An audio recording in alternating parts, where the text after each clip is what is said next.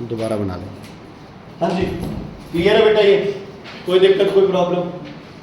तो मैं ये लिख रहा हूं कि जो फोर्स ऑफ ग्रेविटी है वो डायरेक्टली प्रोपोर्शनल है दो मासेस के। एक मास ले लो कैपिटल एम, एक मास ले लो स्मॉल एम, या m1 m2 या mx my, जैसे मर्जी। और इनवर्सली प्रोपोर्शनल है स्क्वायर ऑफ डिस्टेंस। डिस्टेंस को रिप्रेजेंट करते हैं हम r से। यहाँ पे रेडियस ऑफ अर्थ होता है एक्चुअली, क्योंकि आप धरती की बात कर रहे हैं ना, तो धरती का मास, हमारा मास और रेडियस ऑफ, ठीक है। परपोज ये वेरी इंपॉर्टेंट है बच्चे। ये कौन सी फोर्स है? Force of gravity. हो गया? चलो, हार्दिक प्रोपोर्शनैलिटी साइन कैसे रिमूव करते हैं? क्या लगाना पड़ेगा? कांस्टेंट। यहां कांस्टेंट का नाम है जी। ये कांस्टेंट एक्सपेरिमेंटली निकलती है, इनकी वैल्यूज ध्यान से सुन लो बच्चे। इस जी को बोलते हो आप यूनिवर्सल ग्रेविटेशनल। ये स्कूल में पढ़ा या 8th में ही पढ़ा था? स्कूल में। यूनिवर्सल ग्रेविटेशनल कांस्टेंट, और इसकी वैल्यू होती है 6.67 इंटू 10⁻⁻11। इसके यूनिट अभी निकालेंगे आप, एक बार ले लो। 6.67 इंटू 10⁻⁻11 MCQs आ जाते हैं इसमें। इसमें बेस क्या आते हैं? MCQs आ जाते हैं, ध्यान रखना।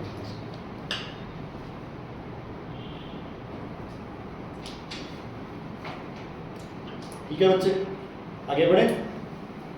आज भी हो गया बेटा, लिख लिया?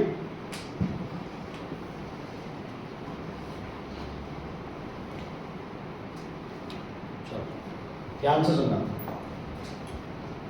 क्या वैल्यू लिखी थी? F equals to capital G M M upon R square. इनके यूनिट्स लिखो।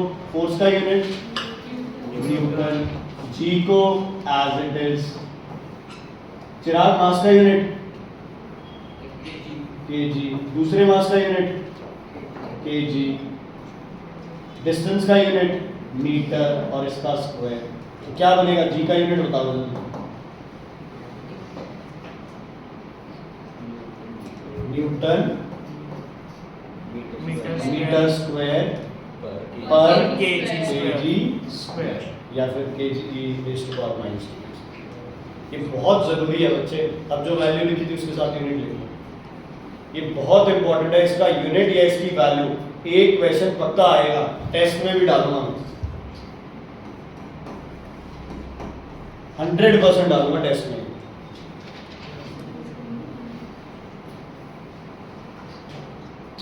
और तुम गलत लिखोगे, देखना बच्चों को गलती पता है क्या करते हैं? ये लिख देते हैं केजी इधर कर देते हैं, मीटर इधर कर देते हैं। आपके मन में केजी को बड़ी रिस्पेक्ट होती है कि केजी तो ऐसे नीचे आ नहीं सकता, केजी तो इधर आएगा। ऐसा कुछ नहीं है। समझ आ गई? Is it clear? कोई दिक्कत, कोई प्रॉब्लम है तो बताइए। नहीं है? क्लियर है? आगे बढ़े। चलो, मुझे ये बताओ, अगर किसी का मास 1 kg है तो उसका वेट कितना होगा? जी की वैल्यू है 9.8। जल्दी बताओ उसका वेट कितना होगा? 9.8 न्यूटन। कैसे आया? 1 इंटू 9.8। क्लियर है? तो फोर्स ऑफ ग्रेविटी कितनी आ गई उस पे? 9.8 न्यूटन। 2 kg का हो गया तो क्या हो गया? 2 से। 3 हो गया तो 3 से। 10 हो गया तो 10 से। इतनी बात क्लियर है सबको? आप इसको एक्सपेरिमेंटली करके देखें। चलो आप करके देखते हैं। फोर्स ऑफ ग्रेविटी निकालनी है। जी की value capital M small M upon R square. सिर्फ सुनते रहो, तुम्हारे कुछ नहीं है ये सिलेबस में। बुक में है लिखा हुआ जरूर है, बट ये मल्टीप्लिकेशन नहीं आती। जी की वैल्यू बोलो जल्दी से। 6.6 कैपिटल जी है भाई, ये स्मॉल जी नहीं। इनटू 10⁻⁻11 इनटू मास किसका लेना पड़ेगा? एक धरती है और एक आप हो। धरती का मास होता है बच्चे 5.9 इंटू 10⁻24। कितना होता है? 5.9 इंटू 10⁻24 इंटू बॉडी का मास कितना लेना है अपन ने? 1। हमें पता है 1 kg बॉडी पे कितनी फोर्स आनी चाहिए? 9.8। तो हमने क्या किया? जी को धरती से मल्टीप्लाई किया और किससे अरमान जी 1 से मल्टीप्लाई किया। एक मास धरती है, एक मास 1 है, तो हम फाइंड आउट करें कि धरती 1 kg मास को और 1 kg मास धरती को कितनी फोर्स से क्या कर रहा है, हटा रहा है। Is it clear? Next, what is the radius of earth बच्चे? Radius of earth comes out to be 6.37 into 10 raised to power 6. 6.37 into 10 raised to power 6, इसका क्या हो जाएगा, फोर्स। इतनी बात क्लियर है? ठीक है, कोई भी बॉडी हो, दोनों का distance low. Just for an example, मेरे और रिदम की बात अगर कर रहे हैं, है ना, तो 6.67 into 10 raised to power -11, rhythm का कितना मास है 40, मेरा कितना है 80, 40 into 80 अपॉन हमारे में डिस्टेंस कितना है, मान लो 1 मीटर, तो 1 का स्क्वायर। आप आगे करेंगे ये क्लियर है बच्चे? ओके, पहले 10 वाले कर लेते हैं। सही ध्यान देना है, मुझे मैथ थोड़ा सा कम आता है मुझसे। इसका तो हो जाएगा स्क्वायर और इसका हो जाएगा 12। क्लियर है? क्लियर है? कोई दिक्कत है तो बता दो। ठीक है, ओके। 11 और 24 माइनस होंगे, कितने रह गए? 13 रह गए। कितने रह गए? 13। इसको हटा दूं, इसको हटा दूं, कितने रह गए? 10 raised to power 13। नीचे 12 प्लस का है, ये प्लस का है, ऊपर जाके क्या हो जाएगा माइनस, तो ऊपर सिर्फ क्या रह गया आपके पास 10 रह गया। ठीक है, अब हम क्या करते हैं, कर लो, तुम्हें करना तो वैसे भी कर सकते हो, मैं सिर्फ टाइम बता रहा हूँ उसके लिए। 6.67 into 5.9 divided by 6.37 divided by 6.37, दो बार करना है ना डिवाइड। यस और नो? क्या आंसर आ गया बोलो? 0.9698 मल्टीप्लाइड बाय 10, आंसर आ गया 9.698। राउंड ऑफ करेंगे, क्या बन गया 9.7 कुछ आ जाएगा, एक बार और हो जाएगा, तो अप्रोक्सीमेट आंसर क्या आ जाएगा 9.8 न्यूटन। कितना आ गया 9.8 न्यूटन। 9.8 न्यूटन से धरती को कुछ होगा, बॉडी को होगा, समझ आ गया? जैसे इस कुर्सी के ऊपर आप बैठ जाओ, हाथी बैठ जाओ, कुर्सी आप जितनी फोर्स लगा रहे हो कुर्सी आप पे उतनी लगा रही है, हाथी जितनी फोर्स लगा रहा है कुर्सी हाथी पे भी उतनी लगा रही है, लेकिन कुर्सी टूट जाती है, नीचे गिर जाता है हाथी। क्यों? क्योंकि हाथी उस फोर्स को सहन कर सकता है, उसके लिए वो फोर्स कुछ भी नहीं है। लेकिन कुर्सी के लिए वो हाथी वाली फोर्स क्या है, बहुत ज्यादा, बहुत ज्यादा। समझ आ गई बच्चे? Is it clear? यहां से ये वैल्यू है। 1 मिनट रिदम वाला एग्जांपल ले लेते हैं, बोलना जल्दी। Formula F equals to G capital M small m upon R square. अब कैपिटल M कौन है, मैं हूं, और स्मॉल m कौन है, बोलो G की वैल्यू 6.67 into 10 की पावर। ओके, मल्टीप्लाई बाय मेरा मास 80, रिदम का मास 60 अपॉन डिस्टेंस कितना हमारे अंदर 2 मीटर कर रहे हैं, 2 का स्क्वायर। चलो बोलो, ये 0 1, ये 0 2, तो क्या लिखूं मैं 10 raised to power 2, है ना, ये माइनस वो प्लस, तो कितना रहेगा 10 raised to power -9। ठीक है, इसको हटा दूं, 2 into 2 4 2, कितना आ गया, ये 10 है, ये 10, ठीक है, 12 हो गया। जल्दी बोलो, 6.67 into 12 कितना आ गया 80। 0.04 into 10 raised to power -9, मतलब 1 1 2 3 4 5 6 7 8 9 10। हम एक दूसरे को क्या कर रहे हैं, अट्रैक्ट कर रहे हैं, किस फोर्स से, इस फोर्स से। कोई है और बात इस फोर्स की, नहीं है ना, नहीं है ना, ठीक है, कुछ भी हो सकता है। डिस्टेंस बढ़ा दोगे तो ये फोर्स क्या हो जाएगी, और कम हो जाएगी। समझ आ गई बात? इसका मतलब मेन जो दिक्कत कर रहा है ना, वो दिक्कत ये वैल्यू कर रही है। ये वैल्यू इतनी कम है कि इसको किसी बहुत बड़ी वैल्यू से मल्टीप्लाई करेंगे तब जाके तुम्हें कोई ढंग का आंसर आएगा, अदरवाइज आंसर सारे किस में आते रहेंगे, पॉइंट्स में आते रहेंगे। तो आपका जो मास हो बॉडी का वो एटलीस्ट 10⁻⁻11 को क्या करता हो, कैंसिल करता हो। फिर 10⁻11 किस में आता हो, पॉजिटिव में आता हो। किस में आता हो, पॉजिटिव में आता हो। रेडियस भी क्या हो, छोटी हो। रेडियस भी क्या हो, छोटी हो। तो मास बहुत ज्यादा बड़े किसके होते हैं, हेवनली बॉडीज के। किसके होते हैं, मतलब सूरज, धरती, चांद, प्लैनेट्स, इन सब का क्या होता है, इन सब का एक मास होता है। अदरवाइज जो अपने छोटे मोटे मास है, मान लो कोई 10 kg का 10 क्विंटल का स्टोन भी है, उससे भी क्या फर्क पड़ता है। मान लो यार कोई फोर्स इतनी भी आ जाए, मान लो ये 1 2 3 4 5 6 7 4 जीरो भी रह जाए, ये भी कोई फोर्स है कोई फोर्स, ये भी कोई फोर्स है भाई। 1 kg पे सिर्फ कितनी लग रही है, 9.8 न्यूटन। आप लगा रहे हो 0.08 न्यूटन, इसकी कोई वैल्यू है, कोई वैल्यू नहीं। इसलिए ये मास का प्रोडक्ट क्या आना चाहिए, बहुत ज्यादा। क्या आना चाहिए, बहुत, क्या आना चाहिए, प्रोडक्ट बहुत ज्यादा। अगर बहुत बड़ा प्रोडक्ट आएगा तभी इस जी की वैल्यू को क्या कर पाएगा, कैंसिल कर पाएगा। समझ आ गई बच्चे? आगे देखो, relation between small G and capital G. Relation between small G and capital G. Small G क्या है, ग्रेविटी है। क्या है, एक्सेलरेशन ड्यू टू ग्रेविटी। यार समझाना मेरे को, अनपढ़ हूं मैं, जी समझाओ मुझे क्या होती है। गुड,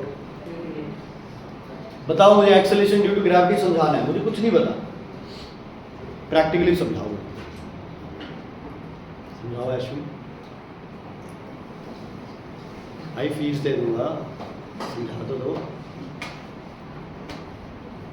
देवम जी, गर्दन नीचे करने से क्या होगा, समझाओ मेरे को। एक्सेलरेशन ड्यू टू ग्रेविटी, जो फोर्स है अट्रैक्ट कर रही है, अभी तो उसे तुम कह रहे हो कि वो फोर्स ऑफ ग्रेविटी है। एक्सेलरेशन ड्यू टू, एक्सेलरेशन क्या होता है, कितनी स्पीड बढ़ रही है ना। एक्सेलरेशन ड्यू टू ग्रेविटी मतलब ग्रेविटी की वजह से स्पीड क्या कर रही है, बढ़ रही है। बताया तो था यार, धरती की तरफ आते हुए तुम्हारी स्पीड हर सेकंड कितनी बढ़ेगी, this is acceleration due to gravity. समझ आया? दोबारा बताओ, धरती की तरफ आते हुए तुम्हारी स्पीड कितनी बढ़ेगी, this is acceleration due to gravity. दोबारा बताओ, धरती की तरफ आते हुए हर सेकंड तुम्हारी स्पीड कितनी बढ़ेगी, this is acceleration due to gravity. समझ आ गया? ओके।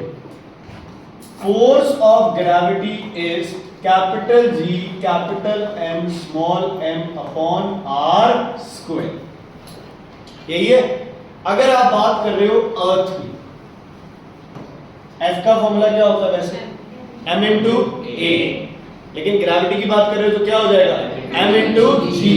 तो m इंटू जी किसके बराबर हो जाएगा, capital G capital M small m upon r square. m से m क्या हो गए, कैंसिल, तो g की वैल्यू आ गई capital G m upon r square. Very important relation, MCQs में मिलेगा।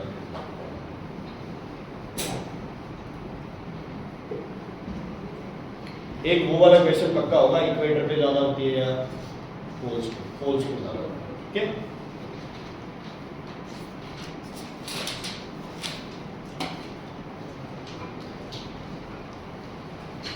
अब स्टेफी कह रही है कि ऐसे हो तो इस जी की वैल्यू 9.8 निकाल के दिखाओ, फिर तो मैं मान लूं ये रिलेशन सही है, नहीं तो गलत है। कोशिश करते। क्या थी जी की value, 6.67 into 10 raised to the power minus 11। Mass of earth कितना था, 5.9 into 10 raised to the power 24। Yes और no, upon radius of earth कितनी थी 6.37 into 10 raised to power 6 इसका स्क्वायर। क्या आएगा आंसर? 9.8। कैसे पता? अभी कैलकुलेट किया था। क्यों? क्योंकि आपने इसके साथ किसको मल्टीप्लाई किया था? कितने मास को? 1। तो यार वो आंसर तो सेम ही आना है ना। सब काट छाट करके जितना भी करो आंसर आएगा 9.8 मीटर पर सेकंड। 9.8 मीटर पर सेकंड स्क्वायर। ठीक है, ये जी की वैल्यू यहां से आई है। आप इसको 10 भी ले लेते हैं कई बार आराम से। सर एक बार हम ग्रेविटी की जो जी की वैल्यू उसको हम मीटर पर सेकंड लिखते हैं, कई बार मीटर पर सेकंड स्क्वायर लिखते हैं। नहीं, मीटर पर सेकंड स्क्वायर ही लेते हैं। मीटर पर सेकंड तो वेलोसिटी होगी। इसका एक और यूनिट बनता है, पता है क्या? इसका यूनिट बनता है न्यूटन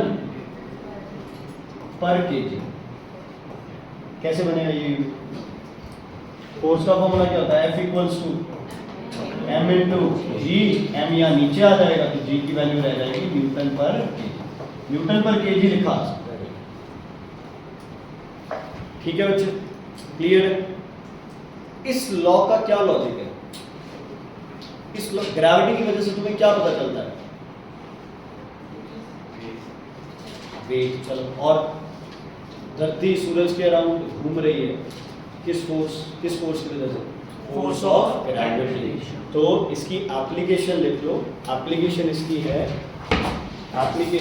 है the movement of planets and astronomical bodies. The movement of planets and astronomical bodies. ठीक है, इनकी मूवमेंट का किससे पता चलता है? Force of gravity.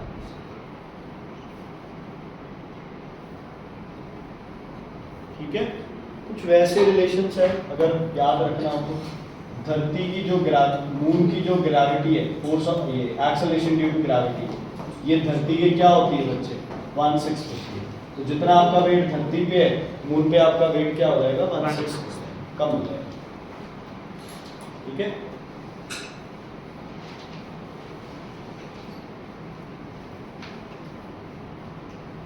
अब दोबारा इसके वेट पे आते हैं।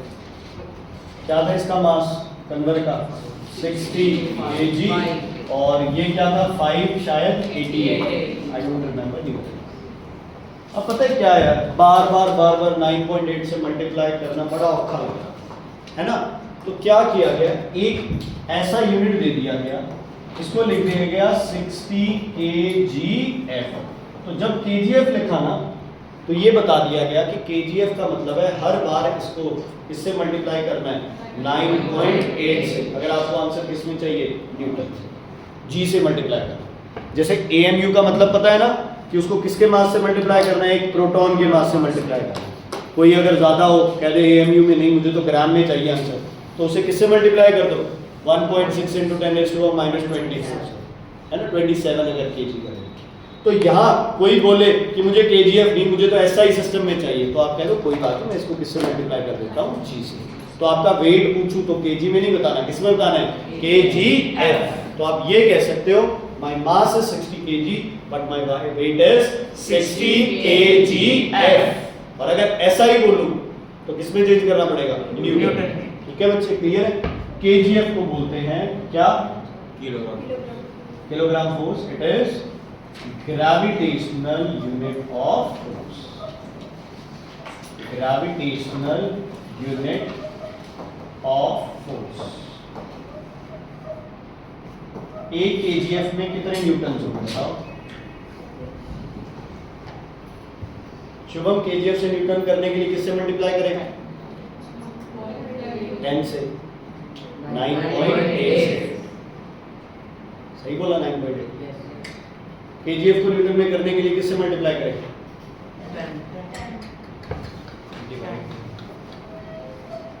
सही चीज।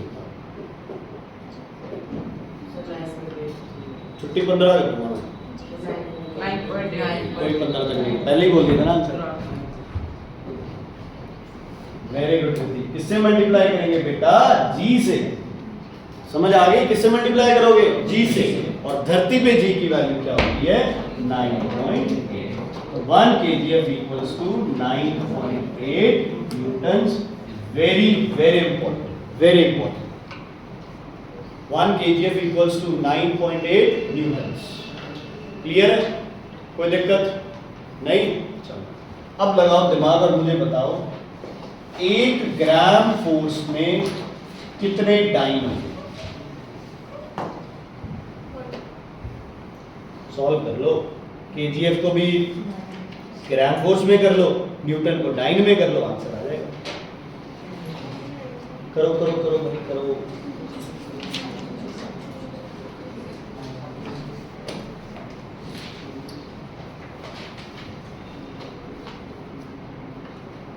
Nine point eight into 10 raised to power 5. 9.8 into 10 raised to power 5 है। और करो, लगाओ यार दिमाग, थोड़ा सा साइंस के स्टूडेंट हो गए तुम ऐसे कर रहे हो। 9. विधि प्रसाद लाइए बेटा, सिलेबस हो गया पूरा। नहीं मैंने दिए, पढ़ाई की वजह से हुआ ये, तो अपने कर्मों का फल है, मुझे सबको भोगना पड़ता है। कल शायद मैंने तुम्हारे साथ डिस्कस किया था कि किस्मत में लिखा है, ये कुछ नहीं है, ठीक है ना। मैं कल सुबह सुबह गाड़ी में क्या है, मैं गाने नहीं, ये रेडियो रखता हूँ, वे रेडियो सुनते रहते हैं, कभी कुछ चलता है कभी कुछ चलता है उस पर, है ना। तो उसमें ना कल एक सुबह सुबह जैसे वो अच्छी चीज़ें बताते हैं, तो उसमें वो बताया कि बहुत लोग ऐसे कहते हैं कि अपने करने से कुछ नहीं होता, सब किस्मत का खेल है ना। किस्मत में होगा तो तुम्हें मिल जाएगा, नहीं होगा तो तुम्हें नहीं मिलेगा, यही कहते हैं। तो आज सामने वाले ने जवाब दिया, कहते चलो ठीक है, लेकिन क्या पता किस्मत में ये लिखा हो कि जितनी मेहनत करोगे उतना ज़्यादा मिलेगा, ये भी तो हो सकता है ना भाई। तो मेहनत जो है ना वो तो साथ रखनी है, किस्मत तो सब बदली जा सकती है, ठीक है रिद्धि। ओके चलो बच्चे, कैसे किया इसको देखो, है ना, थोड़ा सा बच्चे दिमाग लगाए। इधर देखो 1 kgf equals to 9.8, ध्यान से सुनो। तुम्हें इधर क्या चाहिए, ग्राम फोर्स, इधर क्या चाहिए, डाइन। तो 1 kgf में कितनी ग्राम फोर्स होती है बच्चे, 1000 ग्राम फोर्स। 1 न्यूटन में कितनी डाइन्स होती है, कल किया अपन 10 raised to power 5 डाइन। यहां क्या रखना है अपन, कितने ग्राम फोर्स, 1। तो 1 gram force equals to 9.8 into 10, 1 2 3 4 5 upon, नीचे क्या आ जाएगा 1 2 3, 1 से 1, 2 से 2, 3 से 3, ये पॉइंट हटा दो, यहाँ लगा दो 10, ये कैंसिल हो गया। तो 1 ग्राम फोर्स कितने टाइम्स आ गए, 980 टाइम। बेटा किसी को नहीं समझ आया प्लीज पूछो। कन्वर, अरमान, बेगम जी क्लियर है, ठीक क्लियर है बेटा। हमने क्या किया, केजीएफ को ग्राम फोर्स में कर लिया, न्यूटन को डाइन में कर दिया, रहेंगे दोनों इक्वली। 1000 आ गया, इधर ये आ गई 1000, इधर 3 है, इधर 5 है, 2 रह गए, क्लियर है बेटा। कोई दिक्कत है पूछ लो। तो 1 kgf इज 9.8 और 1 ग्राम फोर्स इज 989, इनमें से एक क्वेश्चन पक्का आएगा, ठीक। तो यहाँ बच्चे आपका सिलेबस पूरा कंप्लीट हो जाता है अपना।